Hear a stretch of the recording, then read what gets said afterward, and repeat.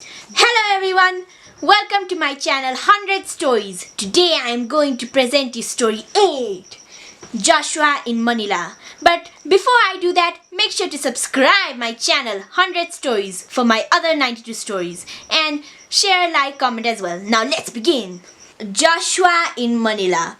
Bienvenido was calling out to his son. Joshua, it's time to help me. This time we are heading south. Bring all the ropes. We need to tie the banca, the boat. Seriously, father, I don't want to help you. I told you like a million times already. I don't want to be involved in these traditional jobs like agriculture and fishing, replied Joshua, sounding annoyed. But son, we need to do this for the family and our traditions as well. You can't just say you are not interested in these things. Whatever, Dad, just leave me alone, said Joshua. Joshua was fed up of his father trying to convince him to take up fishing as an occupation. He belonged to the Tedure community, who are the residents of Mindanao area of the Philippines, located in the south.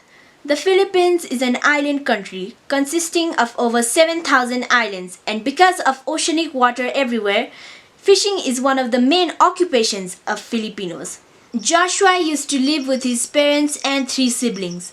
Fishing was an adventurous occupation to go in different areas of ocean with fellow fishermen, but Joshua was still uninterested. His father would go out for days fishing, and once he narrowly survived a sea storm. Joshua would unwillingly help his father sometimes, as well in short trips. His mother would stay home and take care of him and his siblings.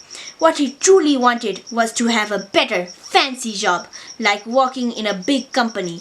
He didn't want to work as a mere fisherman and earn money that way, though the money earned from this occupation was good. He was irregular in his studies because he had to give helping hand to his father, since his father couldn't do fishing alone. Bienvenido would team up with his neighbors as far as possible, otherwise Joshua had to be his helper. Bienvenido talked to him later about his unwillingness to help him. Son, try to understand. You are 18 now. You need to help out with the fishing. You should take your responsibilities. Joshua interrupted his father. I know, father. That's why I'm going to Manila. What? His father replied, surprised by his response. I'm sure I'll find a better job there than here anyway. I'll be leaving tomorrow only. I have made my decision. Joshua left the very next day. He ignored his father's advice to stay at his home and think about this carefully. He just wanted to go to Manila and find a good job there. Traveling through water and land was an amazing journey for Joshua, since he had never gone so far alone. But his journey was to be very different from what he had anticipated. He asked about for a job, somewhere as a salesperson, somewhere as an office worker. Some places which he asked for a job straightly rejected him because of him not having a proper education. Others, however, told him to keep in touch. Hey you, want a job? Well, I got one for ya, said one of the men, who seemed to be the leader of a group, when Joshua had just stepped out of the gate of a company in Ermita. The man looked huge and had tattoos on his arms. They were not gentle nor rough. He had noticed that they were observing him for the past few days. Okay, said Joshua, slightly intimidated. We can provide you a job with good salary, but it involves a lot of traveling. We sell some branded products from abroad. See this bag? We have very valuable products here, and we want them to be delivered now, said the man. Reading Joshua's mind, he said, You can begin your work now only. They handed him a black bag with a lock on it. It was not possible for Joshua to look what was inside it. Joshua gulped. He was given some directions to go to a place, and the man said he needed to deliver it to his friend. Joshua did as he was told and went to the place the man had given him directions to go to. As he was approaching the location, he was stopped by some men. He was told that they were policemen dressed as civilians.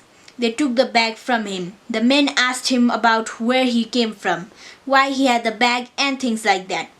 Joshua answered honestly, confused and scared. We were looking for this bag. There's something illegal in it, which you are better off not knowing. Now, what we want you to do is that go to the exact location where the man told you to go to. We will be following you secretly, and when you are going to hand that bag over, we will arrest that man." Joshua did as he was told. He went to the location and there he saw a man standing wearing a black hoodie. The police emerged from the shadows and yelled, "You are under arrest!" The man was soon handcuffed and arrested. The police told Joshua, "You're free to go, but take care." He felt very overwhelmed by the whole situation. He decided to go back to his home island and clear his head. He was missing his family as well. His father Bienvenido was right. He should have thought of this clearly before leaving. At least he should have contacted some people who knew before reaching Manila. Then he should have discussed about possible jobs for himself. "I'm sorry, father, you were right. I should have taken my responsibilities more seriously. I should have at least thought of what to do when I got to Manila. I just ended up in trouble," said Joshua, sounding ashamed. "I am happy to hear that you have learned your lesson, son. It's okay if you want to do something other than fishing.